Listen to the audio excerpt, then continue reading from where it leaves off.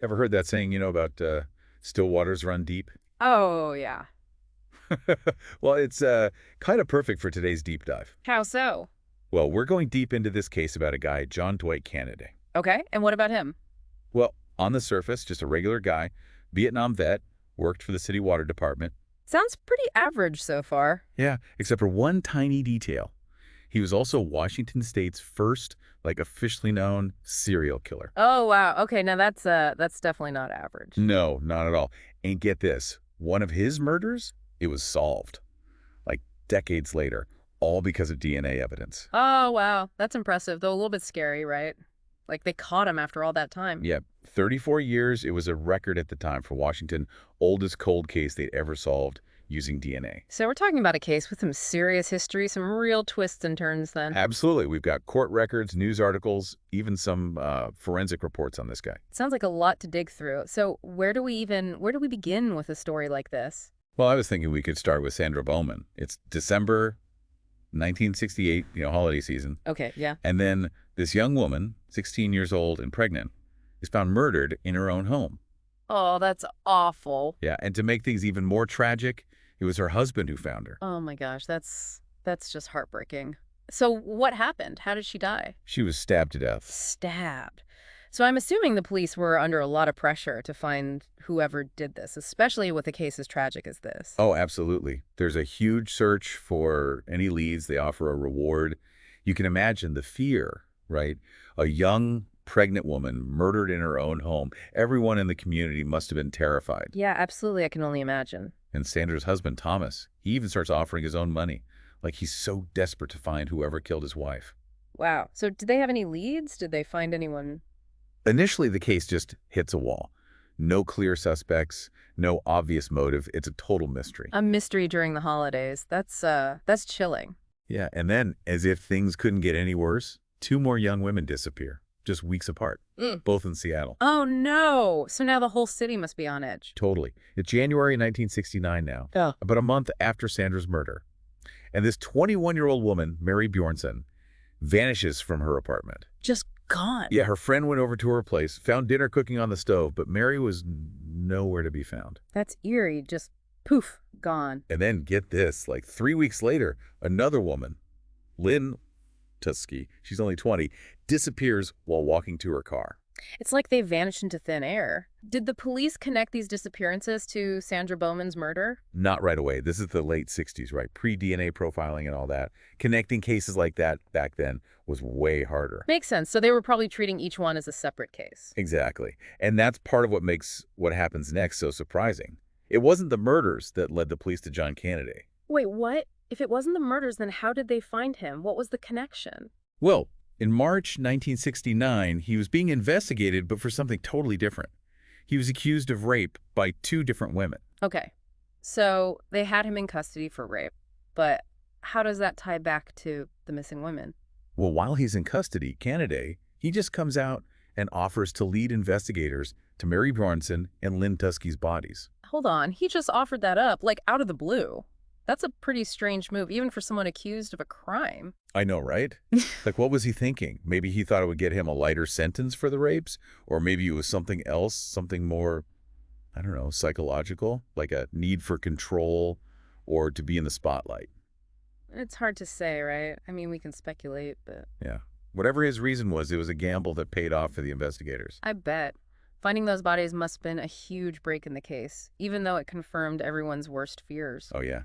Canaday took the police to this secluded spot, and there they were, hidden under a bunch of snow. And this is where Canaday's real story starts to come out, right?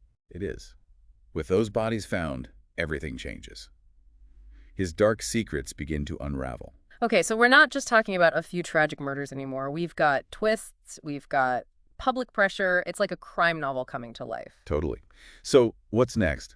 Does Canaday confess to everything? He does, and his concessions are, well, they're chilling, to say the least. He admits to abducting, raping, and murdering both Bjornson and Tusky. And he gave them all the details, how he did it, where he did it, the whole thing. So that's it then, right? Open and shut case. Well, not quite. His defense team, they went with a pretty bold move. They decided to plead not guilty by reason of insanity. Oh, wow. That's a pretty common tactic in cases like this, right? Especially when the crimes are so brutal. Yeah, it is. It's like, are you really in your right mind if you do something this awful? Exactly. So did it work? Nope. The jury was out for like, what, 2 hours? And then guilty on all counts. 2 hours. That's got to be some kind of record, right? Pretty much. I mean, it shows you how strong the evidence against him was. And he was sentenced to death. Makes sense. The brutality of the crimes, the public outcry, I mean, it all adds up. Oh, yeah, definitely. But here's where that legal history you mentioned earlier comes in. This was 1969, right? But a few years later, in 1972, the Supreme Court, they reviewed all the death penalty cases across the country. And Canaday's case was part of that. So his sentence got changed to life in prison. Wow, so he escapes the death penalty, but he's still locked up for good. Right. But we still have Sandra Bowman. Her murder is still unsolved at this point. Did they ever connect Canaday to that? Well, that's a story for part 2 of our deep dive. That's where things get really interesting. We'll talk about how decades-old evidence, some cutting-edge science, and this one dedicated forensic scientist, they all come together to finally bring Sandra's case back into the light. So we left off with Canaday behind bars, right? He's in for the murders of Mary Bjornson and Lynn Tuskey, but Sandra Bowman's case, that's still unsolved. Yeah, for a long time, it really seemed like Sandra's murder would just be one of those mysteries that never got solved. Right. Years go by, then decades, and the trail just goes cold. Exactly. But then, in 2002, something pretty amazing happens. The Washington State Crime Lab, they decided to take another look at the evidence from Sandra's case. Okay, I'm guessing by 2002, DNA technology had come a long way since the late 60s. Oh, absolutely. I mean, back in '68, DNA profiling was like brand new. But by 2002, it was a totally different story. It was a game changer, right, for solving crimes. Totally. And there was this forensic scientist at the crime lab, Amy Jackman. She took on Sandra's case. And what was she looking for exactly? Well, they had saved a sample of the perpetrator's semen from the crime scene, and she wanted to see if they could get a DNA profile from that. Wow, from a sample that old. I mean, what were the chances they'd even find anything usable after all those years? It was definitely a long shot. I mean, we're talking about evidence that was over 30 years old at this point. Yeah, that's a long time for anything to survive, let alone DNA. Right. But Jagman, she was determined. She used this technique called polymerase chain reaction. Mhm. Yeah, PCR. It's like like a molecular copy machine. You can make millions of copies of DNA from just a tiny little sample. Okay, so that gave them enough to work with to build a profile? Exactly. And then they compared that profile to a national database, the one for convicted felons. Hoping for a match. Yep. And believe it or not, they got one. The DNA from Sandra's crime scene, it matched John Canaday. Wow, are you serious? The guy was already serving life for those other murders, and then boom, DNA links him to Sandra's case too. It's like something out of a TV show, right? But it's real. Talk about justice finally being served, even after all those years. Right. Sandra Bowman's family, they finally had an answer. And it meant Canaday was officially linked to 3 murders. A serial killer for sure.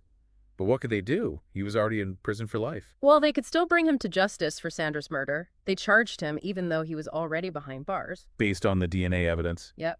And when they confronted him with that, Canaday, he confessed. He admitted to killing Sandra Bowman. So, after all this time, he confesses to all 3 murders. Did he say anything about why he did it?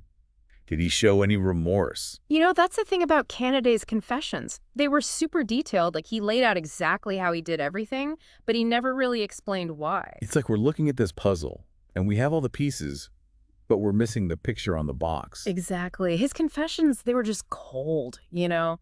No emotion, no remorse, like he was just reciting facts. It's chilling. Yeah, it really makes you wonder what was going on in his head. Like, did he even understand why he did what he did? It's a question that's haunted a lot of people who've studied this case. I mean, you have the what, you have the how, but the why, that's the real mystery.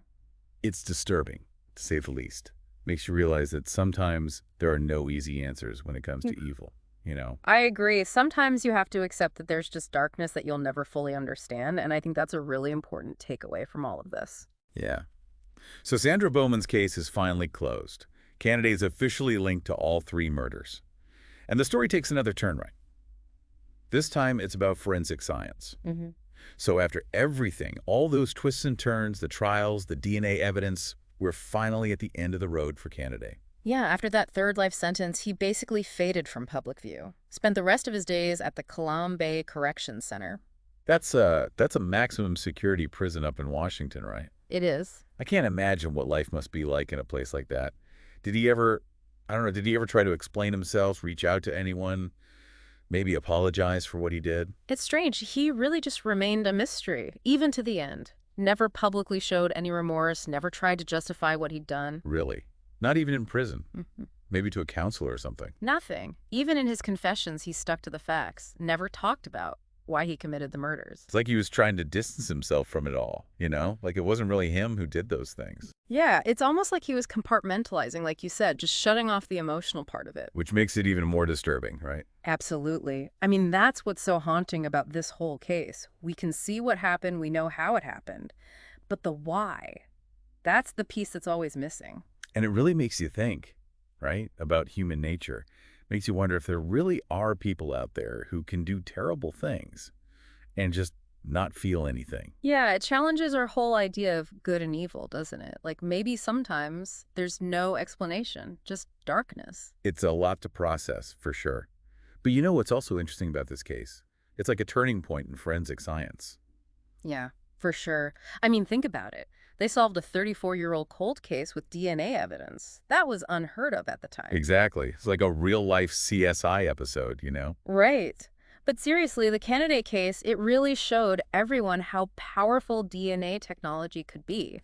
It gave hope to people who thought they'd never get justice for their loved ones. And it changed how crimes were investigated, didn't it? Oh, yeah. After that, collecting and preserving DNA evidence became standard procedure. Even if they couldn't analyze it right away, they knew it could be important someday. So Canaday's case, it didn't just bring closure to those families. It literally changed the future of crime solving. That's a good way to put it. It's a legacy in a way, but a complicated one. So John Canaday died in prison back in 2012. No big final statement, no last-minute confession. Just the end. Yeah, kind of anticlimactic, right, after everything. But, even though he's gone, his case, it's still important. It reminds us of the dark side of human nature, but also of the power of science to uncover the truth, no matter how long it takes. That's a good point. We started this deep dive talking about still waters running deep. And that's what this case is all about, right? The secrets people keep, the darkness that can hide beneath the surface. Definitely. And I think that's a good place to leave it. Remember the victims. That's what really matters in the end. Couldn't agree more. Well, that's it for our deep dive into the John Dwight Canaday case. Thanks for joining us. And until next time, keep asking questions and never stop searching for the truth.